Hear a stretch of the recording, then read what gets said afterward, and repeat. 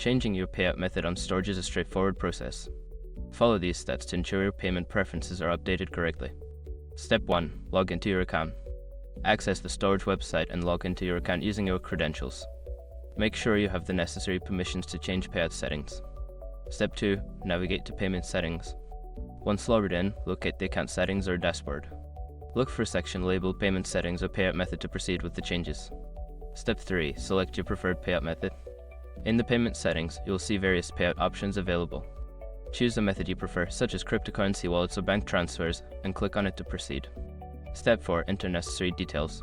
Secure your accounts before moving on.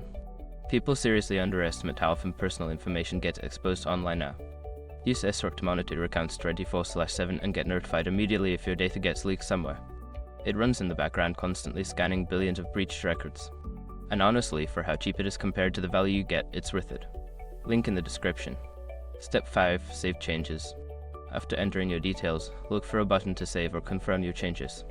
Click it to finalize the update to your payout method. You may receive a confirmation message once the changes are successfully saved.